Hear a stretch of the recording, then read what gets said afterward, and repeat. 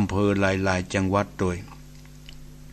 ต้องขอขอบคุณอนุโมทนาต่อเจ้าของสถานีวิทยุทุกที่ทุกแห่ง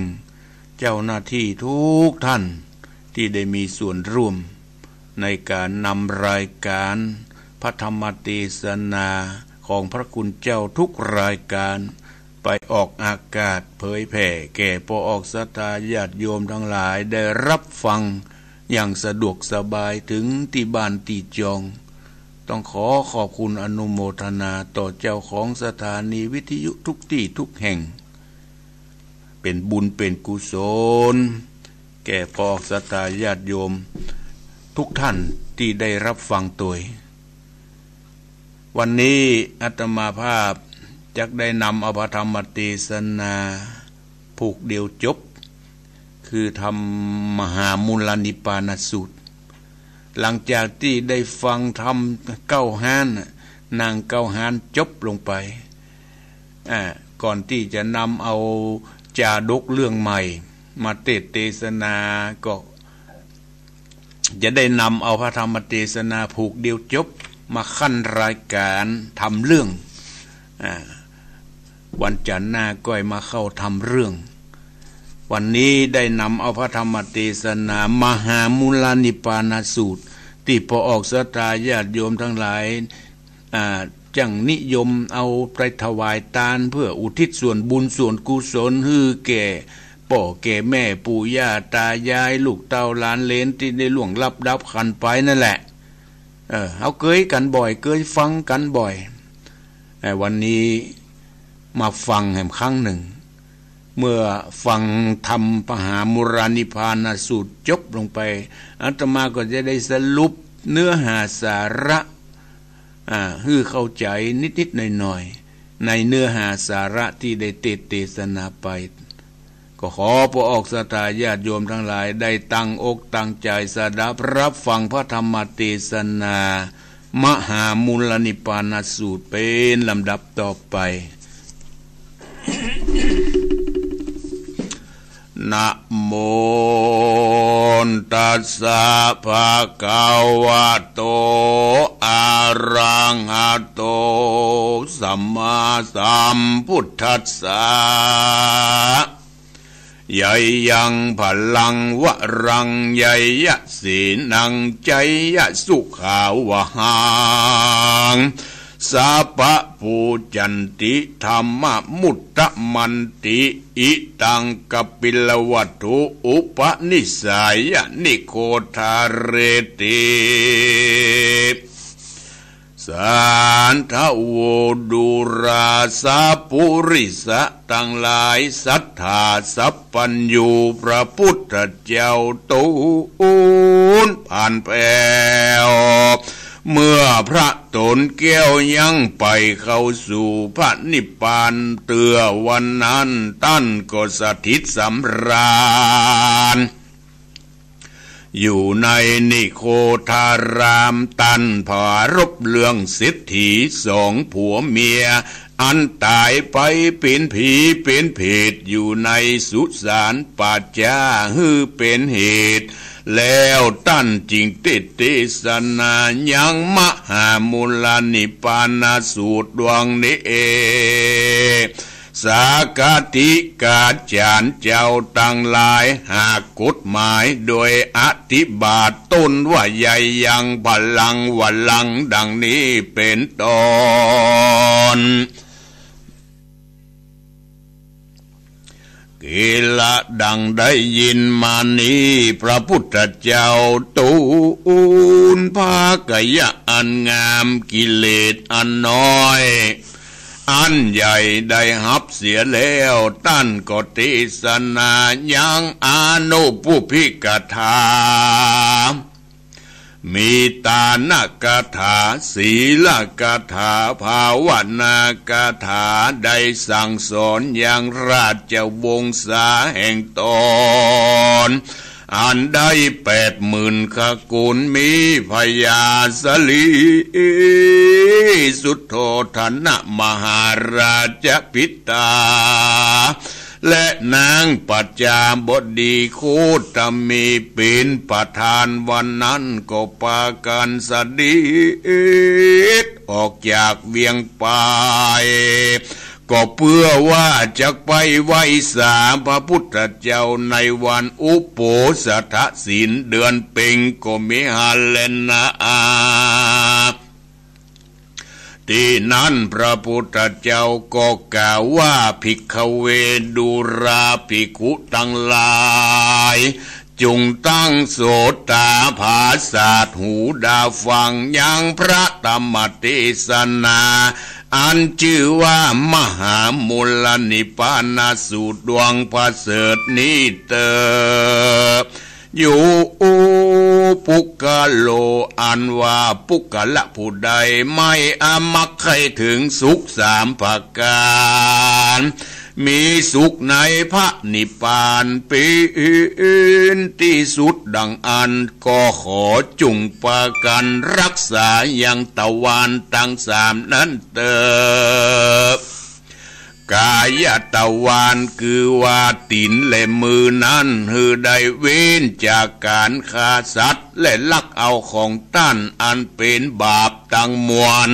วจีตะวันนั้นหือรักษาอย่างวาจากรรมสุขกรรมปากแห่งตนอย่าได้กล่าวกรรมอ่านผิดแผกศีลธรรมนั่นแหละนามโนตวันนั้นฮือรักษาจิตใจแห่งตนฮือมั่นเที่ยงอย่าฮือบิดฮือเบี่ยงไปต่างบาปหยาบจ้านั่นแหละนา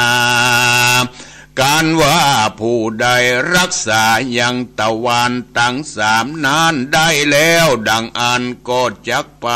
รอดพระนิพพานนั้นเติบ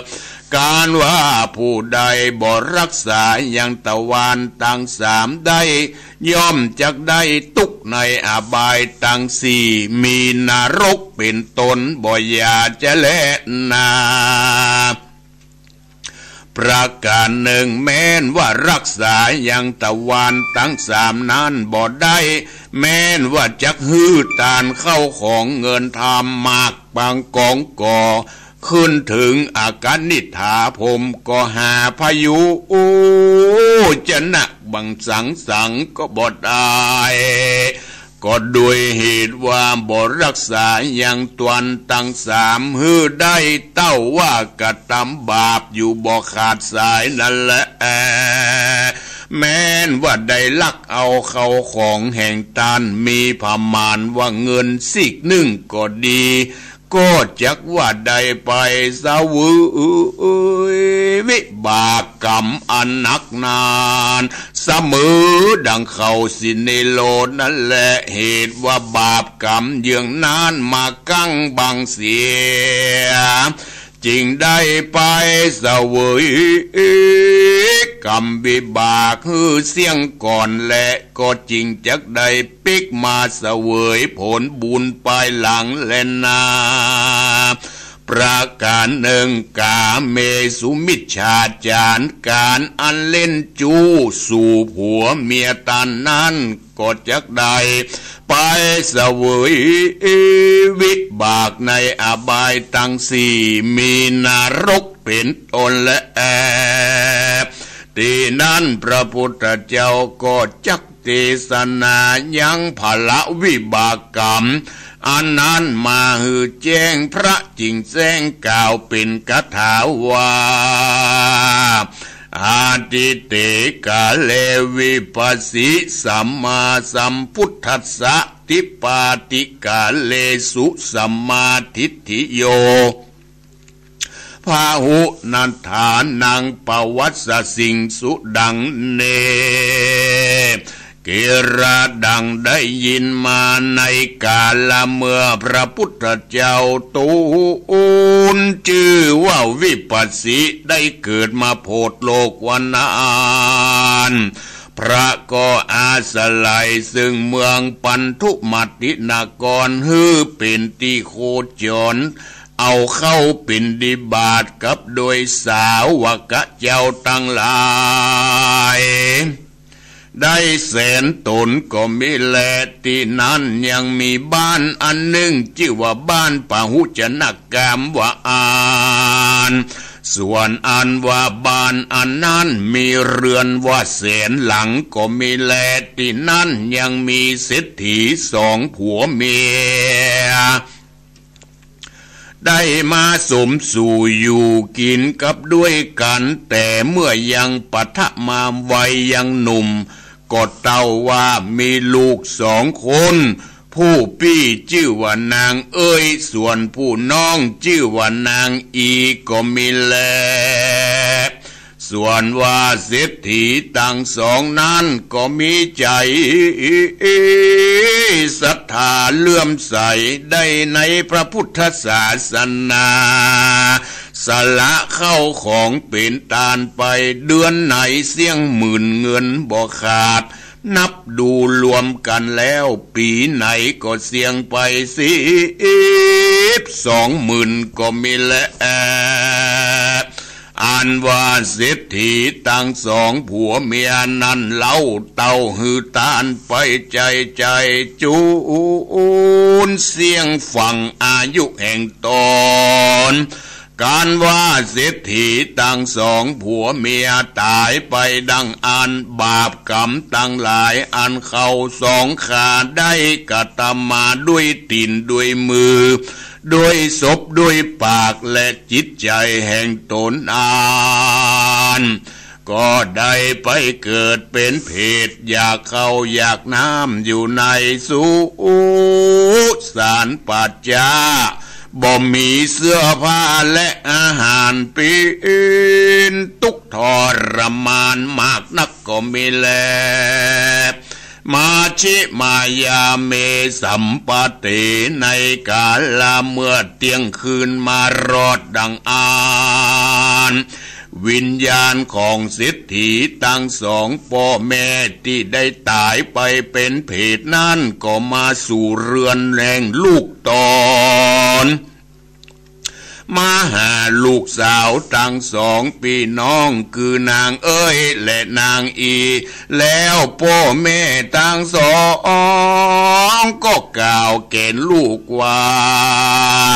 ดูราเจ้าลูกรักแก่พ่อแม่ทั้งสองเอ๋ยของเจ้าลูกรักทั้งสองปากันไปสู่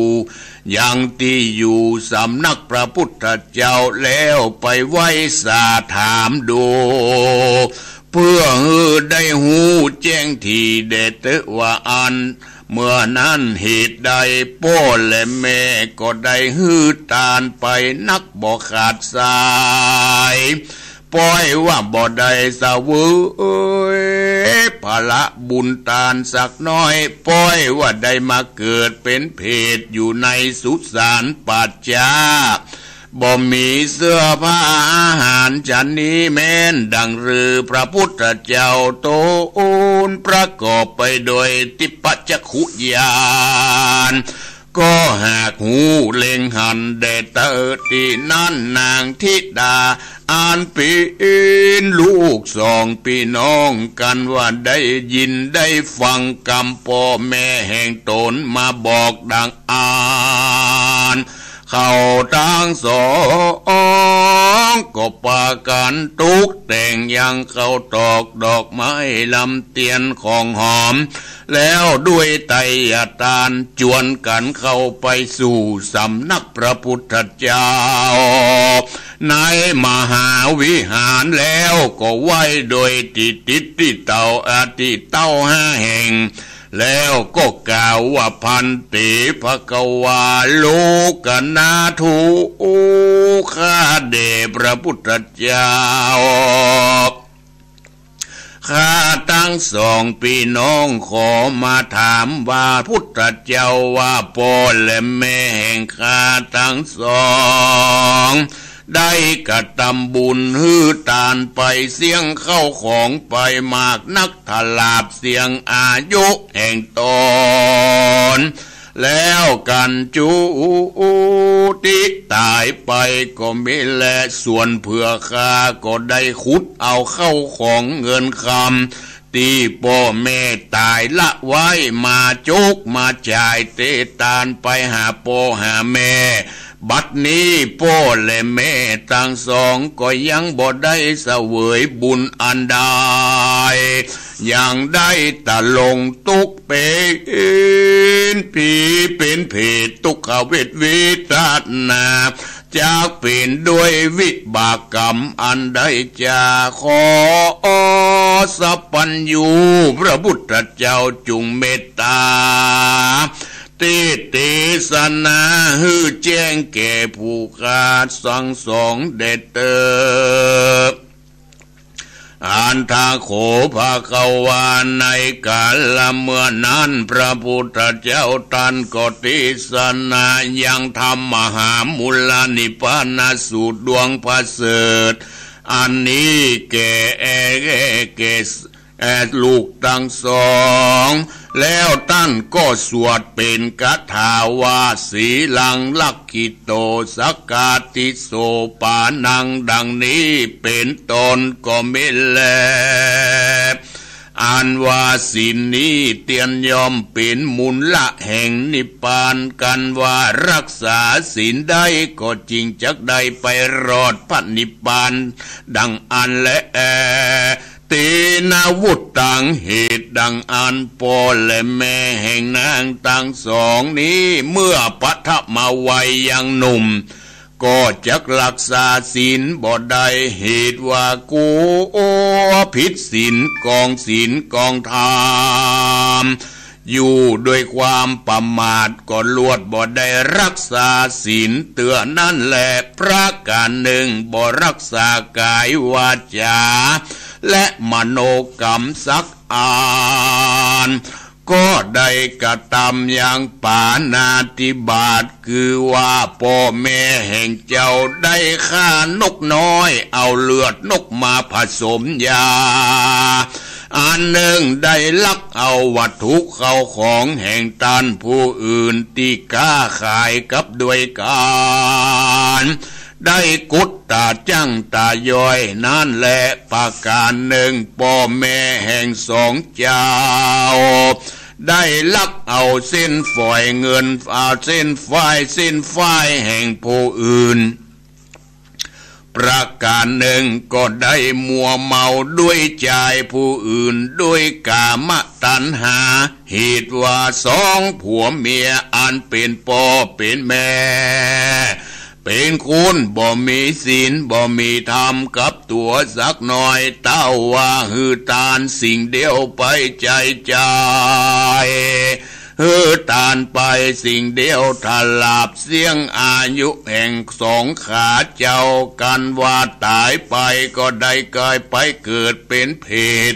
อยู่ในสุสานป่าช้าผีดิบว่าอันและ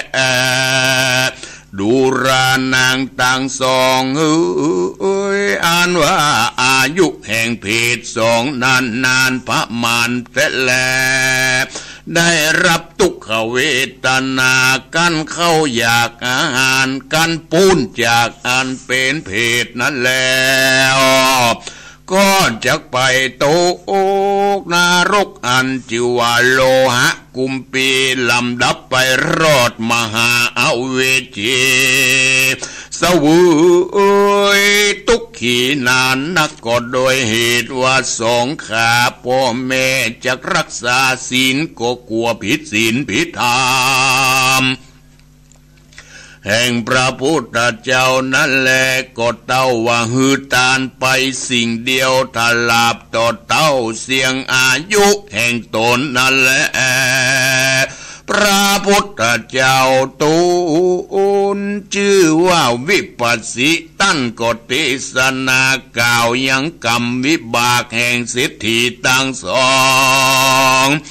อันตายไปเป็นเพศอยู่ในสุสานป่าช้าผีดิบแก่ลูกเศรษฐีทั้งสองฝ่ายกับโดยปริษัททั้งสี่คือภิกขุณีอุปาสกอุปาสิกาในกาลนาน เมื่อนางทั้งสองได้ยินพระพุทธเจ้ากล่าวเทศนาฉันนั้นก็พากันสะดุ้งตกใจกลัวมากนักแล้วก็ไหว้สาถามพระพุทธเจ้าว่าพันเตข้าเดชพระสัมมาสัมพุทธเจ้าผู้ข้าจักทำบุญฮือทานอันใดจ้าเพื่อจะคือพ่อและแม่แห่งผู้ข้าต่างสองได้ปูนจากอันเป็นเพศเป็นเพได้เสวย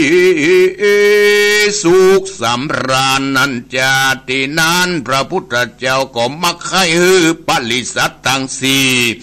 ได้หูแจ้งที่ยังอัฏฐประโยชนะอันการฮือตานแห่งมหามูลนิพพานสูตรมีศีลขันธะอันเป็นต้นเป็นเก้าแห่งมูลการฮือตานตั้งมวลตันพระจิงเทศนาวาสัพพตานังธรรมตานังจินติสัพพะสังธรรมละโสจินติสัพพรติธรรมรติจินาติตัณหขโยสัพพทุกขังจินาติอันว่าการฮือธรรมเป็นตานเตียนยอมผจญเป้กว่าอันฮือตานตั้งหลายตั้งมวลอันว่ารสะแห่งพระธรรมก็ย่อมผจญเป้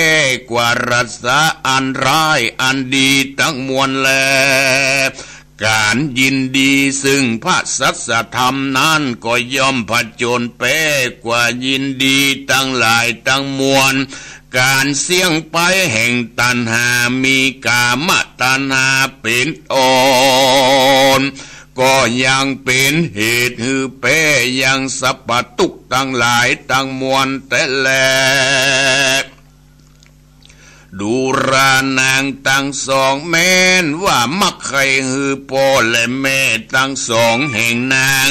ได้พ้นจากความทุกข์อันเป็นเพศเป็นผีจุงปะกันตานทำตึวะอา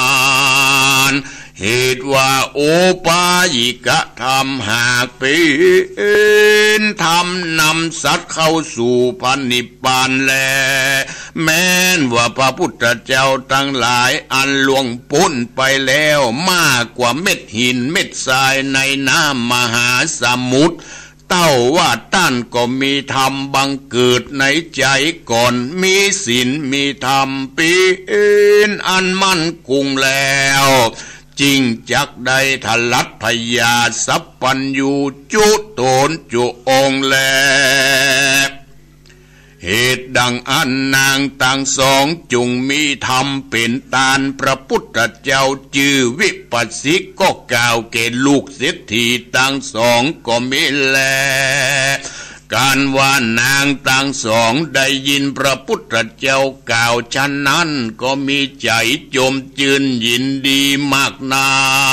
กแล้วก็ไหว้สาถามพระพุทธเจ้าว่าลำดับปิฎกทั้งสามนั้นจักเป็นธรรมอันใดจ้าอันจักนำเอาวิญญาณของพ่อและแม่แห่งสองข้าฮือได้พ้นจากอันเป็นผีเป็นเพศนั้นจ้าอัฏฐภควาวิปัสสิสัมมาสัมพุทโธในกาลนั้นพระพุทธเจ้าตูนชื่อวิปัสสิมักใครล่ำงับเสียยังบาปแก่โลกตั้งมวล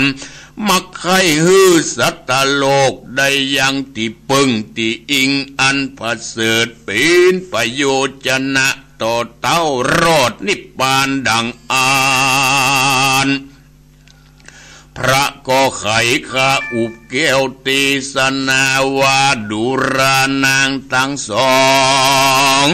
ศาสนาพัตถากตะนี้ก็เต้าว่ามีศีลสิ่งเดียวเป็นเก้าเป็นประธาน ธรรมปิฎกะตั้งสามก็มีสรณคมแต่และธรรมอันใดจักยิ่งกว่าศีลก็หาบ่ได้แล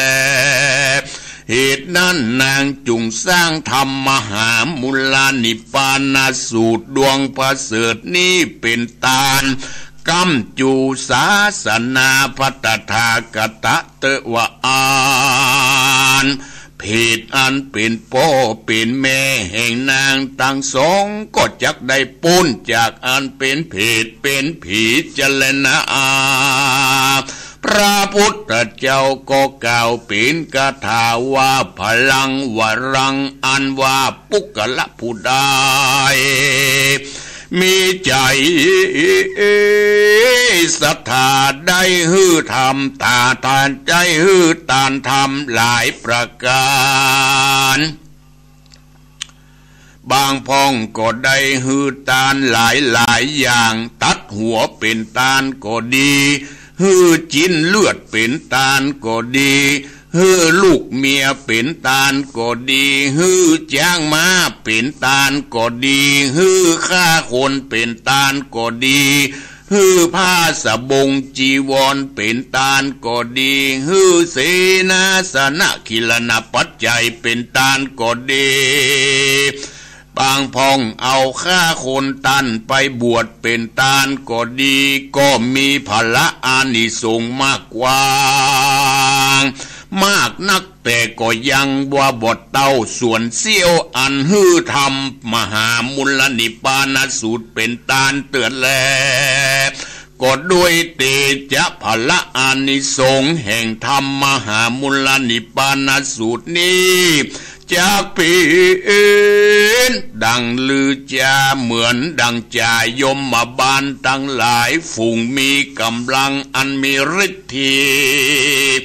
อันดับเปี่ยวไฟนรกและต้นยิ้วต้นตองตั้งหลายฝูงนั้นฮือบังเกิด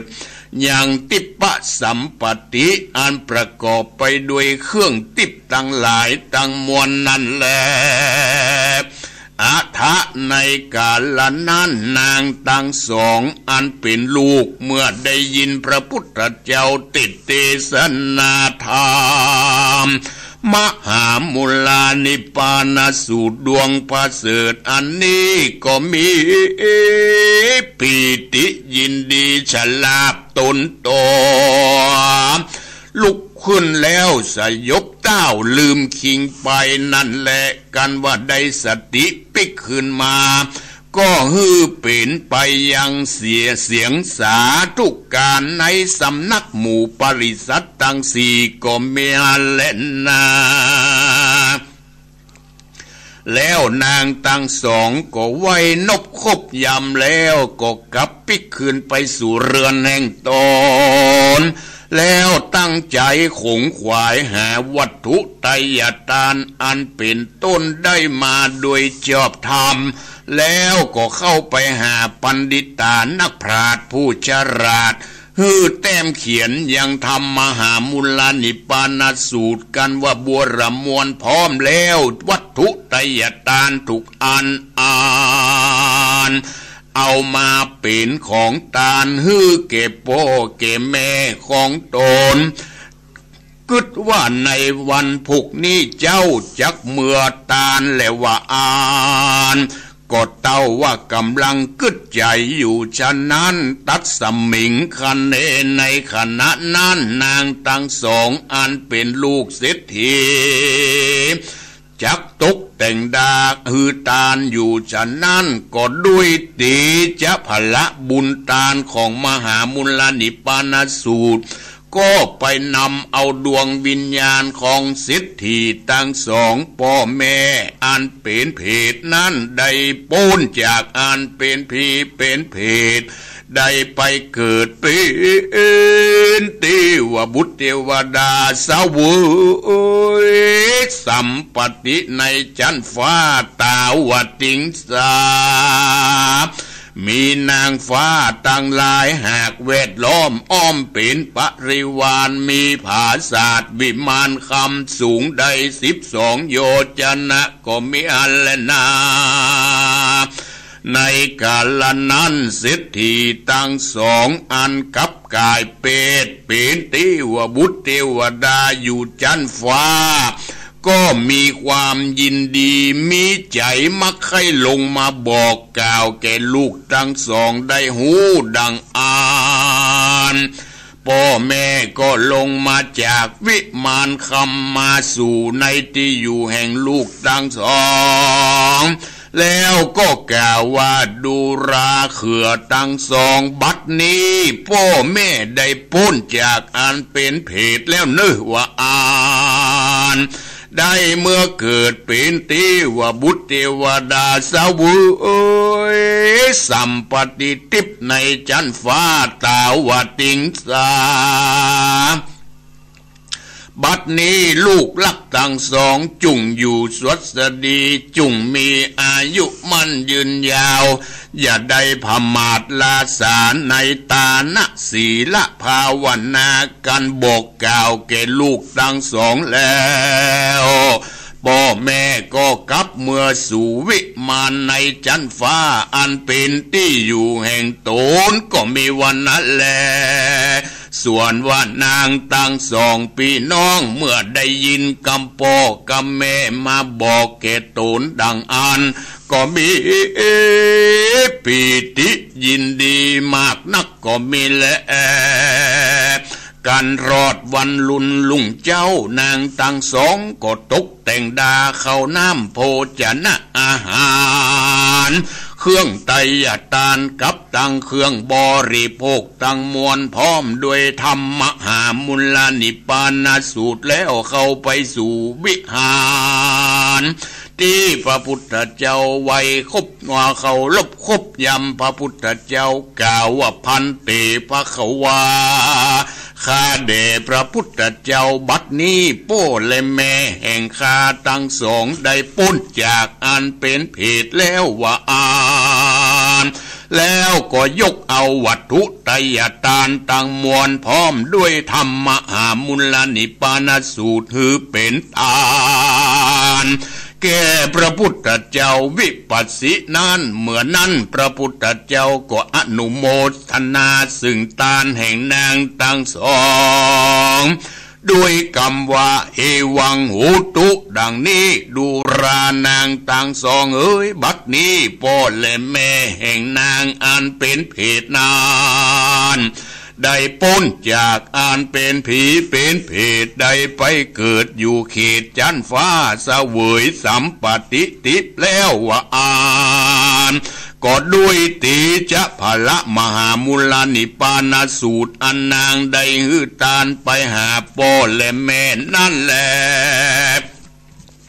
ที่นั่นนางทั้งสองได้หูสภาวะของพ่อแม่ได้พ้นจากอันเป็นเพศ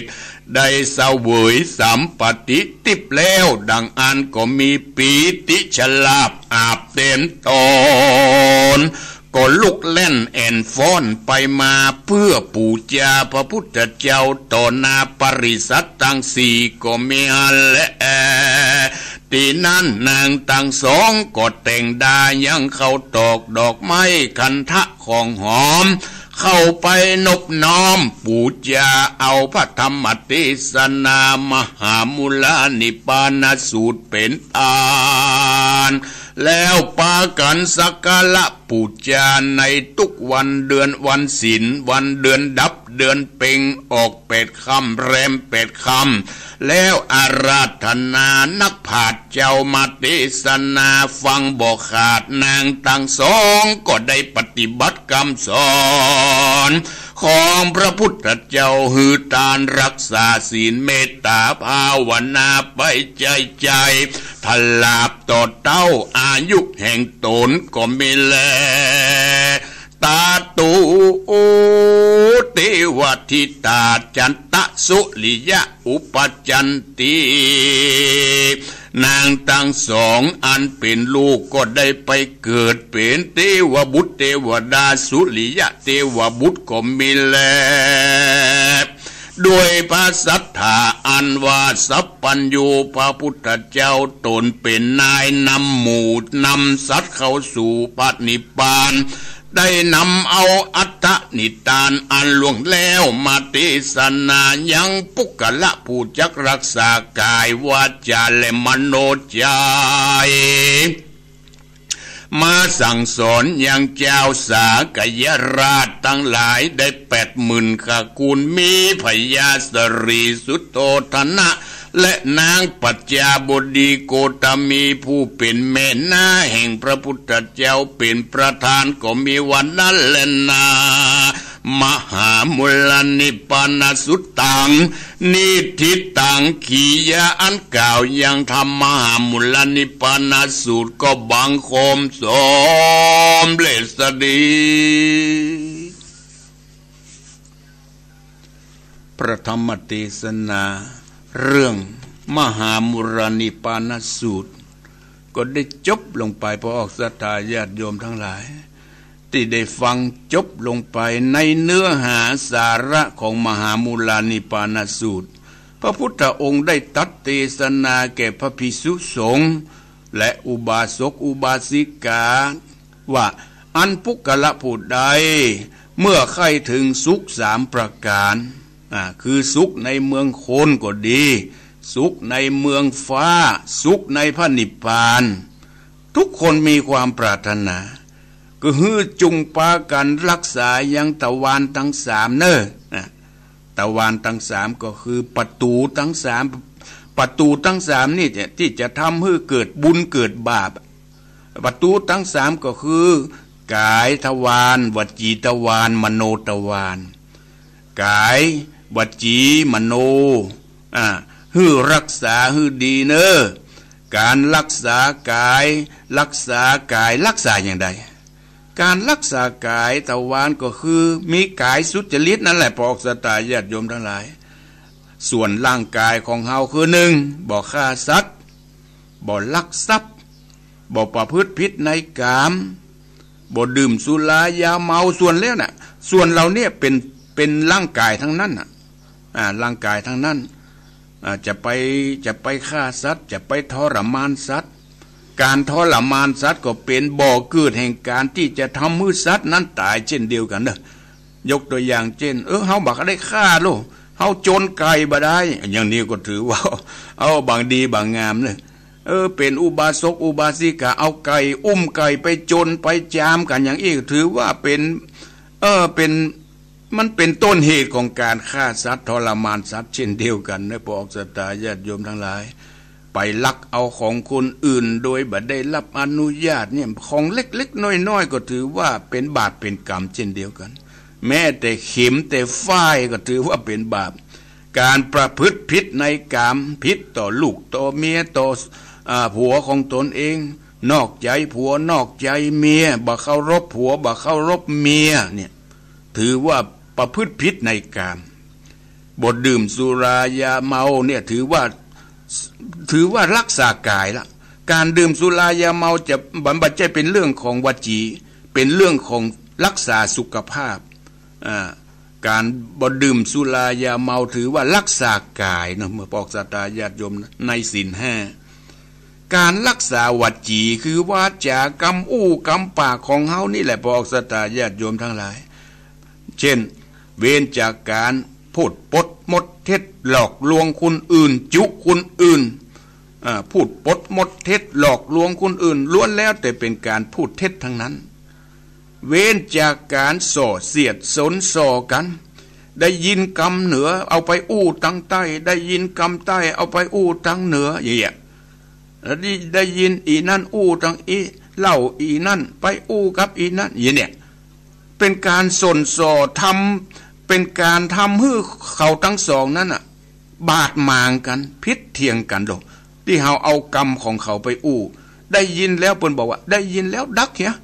เหมือนกับเขาบ่มีหูเหมือนกับหูเขาบ่ได้ยินก็แล้วเดี๋ยวทำนองเนี่ยบางครั้งบางทีเขาอู้ไปจะปาเขาขึ้นลงขึ้นศาลไปตัวเปิ้นก็ได้นะเพราะกรรมปากของเขาเนี่ยไปสนส่อติฉินนินทาว่าร้ายคนอื่นเนี่ยปากอยู่บ่เป็นสุขพอออกศรัทธาญาติโยมทั้งหลายคนเฮาปากซอกหาเรื่องเว้นจากการพูดคำหยาบอู้คำหยาบเนี่ยรักษาวาจา จะไปอู้กำหยาบกำคายไออีมึงกูกำด่ากำแจ้งกำศพประมาทประมาทต่อคนนั่นคนนี้หันเปิ้นตุกเปิ้นยากหันเปิ้นเนี่ยไปประมาทต่อเปิ้นเนี่ยคนเฮามันบัดแน่นอนพอออกซะตาจะไปประมาทกันจะไปอู้กำหยาบกำคายจะไปอู้กำแจ้งกำด่าแม่แต่ด่าหมูด่าหมาด่าสัตว์เดรัจฉานก็จังเตอะคือเว้นจากการอู้กำหยาบกำคายประการที่สี่เว้นจากการอู้เพ้อเจ้ออู้ไร้สาระอู้นักล้ำไปก็ไม่ดีเนี่ยจับไหนเพราะบัดได้อู้เป็นฟืนเป็นไฟจับเรื่องบัดได้เลยโอ้เหมือนกับเปิ้นห้องเปรียบเหมือนว่าตำน้ำพริกละลายแม่น้ำนี่เปิ้นเป็นชั่วโมงเป็นภาควันไอ้ยังก็เมาหูอย่างนี้เสียเวลาจับใจความบ่ได้เปิ้นว่าเพ้อเจ้อไร้สาระฟันกลางวันเนี่ยพระเขาว่านะการรักษาวาจาคือเป็นอย่างนี้เนอะเว้นจากจุหลอกลวงเว้นจากติจินนินทาส่อเสียดสนส่อกันเว้นจากกำหยาบกำคายเว้นจากการเพ้อเจ้อรักษามโนตวารจิตใจของเฮานี่ก็สำคัญหนึ่งจะไปคิดโลภเอาของคนอื่นมาเป็นของตนเว้นจากการพยาบาทจองเวรข้าจะต้องทำร้ายข้าจะวันหนึ่งข้าจะต้องตีคนนั้นจะต้องทำร้ายคนนั้นจะต้องฆ่าคนนี้คิดบ่ได้ถือว่าจิตใจในทางสกปรกล่ะถือว่าคิดในทางที่ไม่ดีบรักษาใจโลภเอาของคนอื่นมาเป็นของตนเว้นจากการจองเวรซึ่งกันและกันประการที่สามหันถูกต้องตามหลักพระพุทธศาสนาหันว่าทำดีต้องได้ดีทำชั่วต้องได้ชั่วทำได้บุญทำบาปได้บาปหันอย่างนี้ถือว่าจิตใจอันเป็นกลางเป็นจิตใจอันบริสุทธิ์หันถูกต้องตามหลักพระพุทธศาสนาการทำบุญได้บุญทำบาปได้บาปการรักษาทวารทั้งสามประการเนี่ยทำอะไรยังก็สำเร็จทำบุญก็จะได้บุญสำเร็จสมดังความมุ่งมา่ปรารถนานี่ในเนื้อหาสาระเพิ่นบอกว่านะการทำบุญก็จะได้บุญเต็มเม็ดเต็มหน่วยถ้ารักษากายวาจาจิตใจให้ดีสมดังความมุ่งมา่ปรารถนาท่านพระองค์ก็ได้ยกเอาเรื่องของเศรษฐีสองผัวเมียมาเป็นตัวอย่างเลยสองผัวเมียคนเนี่ยบัดได้รักษาทวารทำบุญก็หมื่นเดือนไหนเป็นหมื่นเดือนไหนเป็นหมื่นสมัยก่อนก็จะนักสักปองไหนเนาะพ่อสตาญาติโยมทั้งหลายเดือนไหนหมื่นทำทำผู้ตานแต่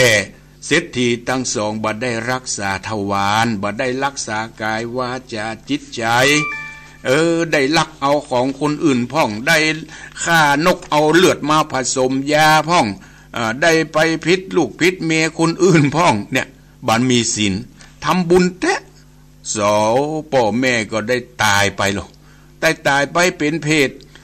เมื่อได้ไปเป็นเพศได้รับความทุกขเวทนาก็มาบอกให้ลูกทั้งสองว่าลูกทั้งสองเฮ้ยพ่อแม่ทั้งสองเนี่ยได้ตายมาก็ได้มาอยู่สุสานปัจจาเนี่ยได้ตุกแต่เนอขอลูกทั้งสองไปถามพระพุทธเจ้าพอเหรอเป็นเหตุใด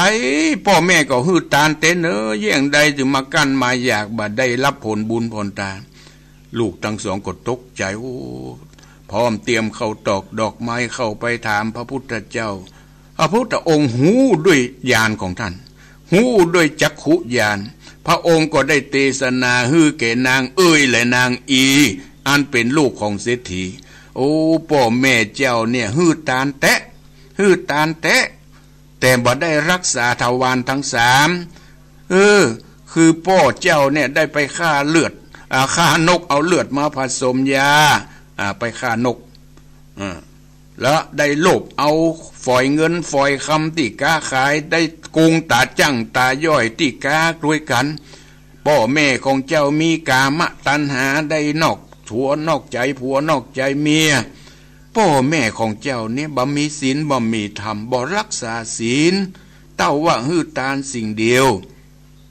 ตึงไปได้รับผลกรรมอย่างนั้น เมื่อพ่อแม่พ้นกรรมพ้นเวรแล้วจึงจะได้รับผลบุญเนอบุญยังมีอยู่นางเอ่ยนางอีก็ได้ถามย้ำว่าจะมีวิธีใดท่านเจ้าที่จะให้พ่อแม่เจ้าได้พ้นจากอันเป็นเพศเป็นผีพระองค์ก็ได้ตัดเทศนาเป็นภาษาบาลีว่าสัพพตานังธรรมตานังจินติสัพพละสังธรรมละโสจินติสัพพละติธรรมละติจินติตันหักขโยสัมปทุขังจินติแปลเป็นไทยว่าเมื่อเจ้ามีใจใครฮื้อพ่อแม่เป็นพ้นจากทุกข์ยากพ้นจากอันเป็นเพศเป็นผีก็ฮื้อทำเป็นตาลเนอะฮื้อทำเป็นตาลทำอะไรอย่างก็ได้ทำอำกินคำสอนของพระสัมมาสัมพุทธเจ้าจะเป็นธรรมมหามูลานิพพานสูตรก็ได้ในขณะที่นางกำลังกึดใจฮื้อตาลโอ้ว่าเตรียมของตายตาลกำลังจะกึดตาลอยู่กึดตาลเตรียมของตาลว่าวันพุกจะไปตาลบุญกุศลเกิดขึ้นกับพ่อของเจ้าแม่ของเจ้าพ่อแม่เจ้าได้กลับกายจากเพศไปเกิดเป็นเทวบุตรเทวดาในขณะที่กำลังด่ากินด่าตาลพ่อสตาญาติโยมทั้งหลายเทวบุตรเทวดาอันเป็นพ่อเป็นแม่อิ๋วลงมาบอกลูกโอ้ลูกทั้งสองเฮ้ยบัดนี้พ่อแม่ได้พ้นจากเป็นเพศเป็นผีแล้วเนอะพ่อแม่ก็ขอขอบคุณลูกทั้งสองที่กำลังจะด่ากินด่าตาลผลบุญผลตานั้นเกิดกับพ่อกับแม่ไปเกิดเป็นเทวบุตรขอให้ลูกทั้งสองจงรักษาศีลรักษากินตาลเนอะรักษาศีลกินตาลเจริญเมตตาภาวนาเนอะอย่าไปละลูกทั้งพ่อแม่ก็ลาปิกขึ้นไปสู่สวงสวรรค์ลูกทั้งสองก็พกวันพุกเมื่อเจ้าก็ได้นำเอาเครื่องไตรตาลไปถวายแก่พระพุทธเจ้าพระพุทธเจ้าก็ได้เทศนาปั่นปอนยินอนุโมทนาผลบุญผลทานที่ลูกได้กระทำไว้พอออกสตาญาติโยมทั้งหลายการฮื้อตาลถ้ามีเจตนาถ้ามีความตั้งอกตั้งใจพร้อมโดยเจตนามีศรัทธาเลื่อมใสในพระศาสนาในพระรัตนตรัยตั้งอกตั้งใจฮื้อตาลในคณะตาลก็ตั้งอกตั้งใจตาลแล้วก็มีความยินดีปีติบุญกุศลจะบาหายไปทางใดย่อมถึงแก่ผู้ที่เราต้องการไปถึงนั้นแน่นอนเหมือนในธรรมมหามูลานิพพานสูตรนี้แหละปอกสตาญาติโยมทั้งหลายพระธรรมเทศนามหามูลานิพพานสูตรก็จบลงเพียงแค่นี้เวลาที่เหลือนี้สัก 4-5 นาทีปอกสตาญาติโยมที่ว่างๆจะโทรมามาจะแจ้งผลการรับฟังก็โทรมาที่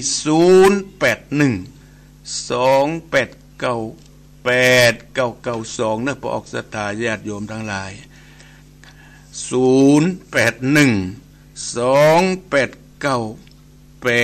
0812898992การฮื้อตาลอยู่ที่เจตนาการจะทำบุญฮื้อตาลเพื่อหวังบุญกุศลต้องไหว้พระต้องสมาทานศีลเมื่อรักษาศีลแล้วก็ฮื้อรักษาไปตลอดพวกศรัทธาญาติโยมทั้งหลายเจริญปอนครับกล่าวไว้สักครับฟังชัดเจนดีเนาะพ่อบุญธรรมชัดเจนดีครับได้สติดีเนาะดีแล้วเนอะการฮื้อตาลแบบใจบ่ฮื้อตาลอย่างเดียวเนอะ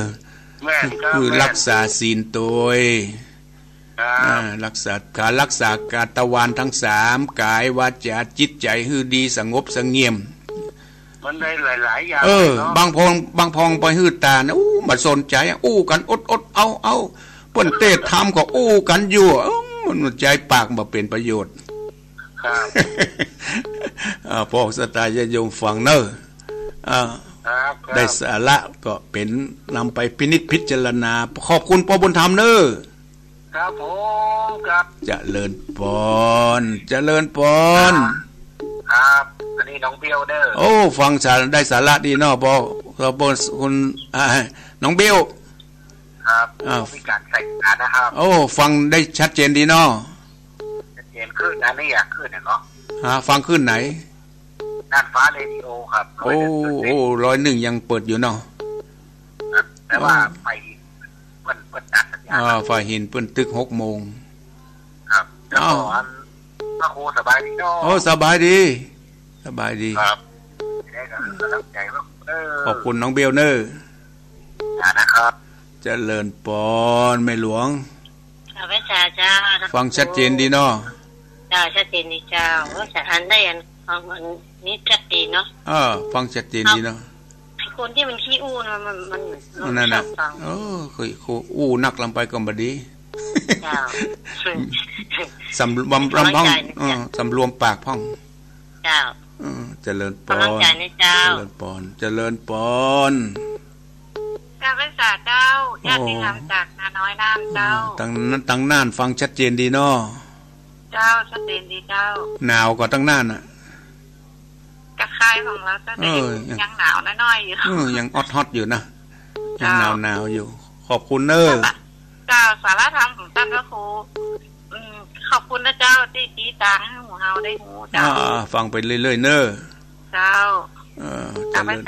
ริญปอนฟังกันมาบ่อยอ่ะทำมหามุลานิปานสูตรเนี่ยสุดแล้วแต่เฮาจะนำไปปฏิบัติหรือไม่เจริญปอนไอ้ป่าเจ้าท่านพระครูเจ้าโทรมาจากไหนจากบ้านโบก5ตำบลนครศรีดีเจ้าโอ้โบก5ฟังชัดเจนดีเนาะเจนดีเจ้าโอ้ฟังทางนี่นะมันอ้อยสติสอนใจชาตินักตานไปหาพ่อหาแม่ตานไปหาผู้มีพระคุณเนอเจ้าตานอยู่ตลอดเจ้าทำอย่างก็ได้ที่เป็นกรรมฮะก็ได้ยินทำอย่างนั้นวิสุทธิยาอย่างนั้นอันนั้นทำวิสุทธิยาก็มีได้ทั้งนั้นทำอย่างก็ได้เนอะที่เป็นคำสอนของพระสัมมาสัมพุทธเจ้าเป็นธรรมะทั้งนั้นเจ้าชัดเจนดีเจ้าเจริญพรบุญรักษาอยู่ดีมีสุขฟังแล้วน้อมนำไปประพฤติปฏิบัติรักษากายวาจาจิตใจคือมีศีล5นั่นแหละพอออกศรัทธาญาติโยมทั้งหลายเจริญพรเจ้ากับว่าจะเจ้าท่านพระครูโทรมาจากนะโอ้ไม่สุขแก้วไม่ใช่เจ้าศิลปรโอ้ฟังชัดเจนดีเนาะเจ้าขึ้น98.75นะชัดเจนดีนะเจ้าขอบคุณสถานีตัวเจ้าได้ฟังทุกวันจันทร์เจ้าฟังทุกวันเปิ้นมีถึงวันเนอทุกวันฟังไปเรื่อยๆขอบคุณเนอนี่ออกวันจันทร์6 โมงถึง7 โมงเฉพาะอาตมาจะเลินปอนสวดพระนานประเสริฐสุดท้ายพระนานสุดจะหมดเวลาแล้วพระนานฟังชัดเจนดีเนาะครับชัดเจนดีครับท่านครูครับได้สาระพ่องนอครับกันเจ๊ขังอยู่ในกระบวนมันพอดีถึงฮะกันเจ๊กะพอดีนี่จักจับแต่ว่าคดีนี่เอ็นนะหันจื่อมันเนี่ยขอบคุณพ่อหนานเนออยู่ดีมีสุขหมดเวลาแล้วหมดเวลาขอนำรายการนี้จากไปก่อนเนอก้อยปะกันในวันจันทร์หน้า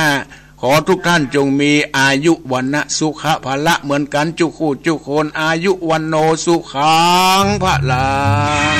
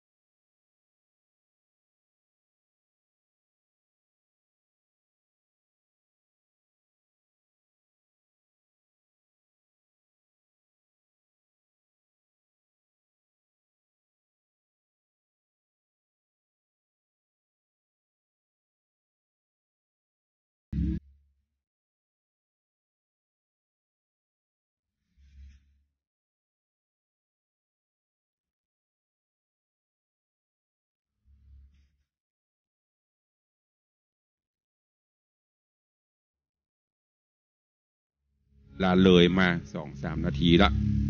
ก็ขอบคุณเนอะกับโยมแม่สุภัทรเยี่ยมเจริญวันนี้บุญสุดท้าย ได้รวมโมทนาบุญปิดทอง500 บาทขอบุญรักษาตัวเอาละนอกวันนี้อู้กันมอกม่วนจากันมอกหวานเวลาก็มดลงพอดีตุลุงขอนำรายการจากไปก่อนเนาะล่วงเลยเวลาประมาณ 2-3 นาทีขอสุมาอภัยกับท่านผู้อำนวยการและผู้ดำเนินรายการต่อไปตัววันนี้ขอความสุขสวัสดีจุ่งบังเกิดมีกับทุกท่านเนออยู่ดีมีสุขเหมือนกันทุกคนทุกท่านจัตตาโรธรรมาวัฏันติอายุวันโนสุขังภะลัง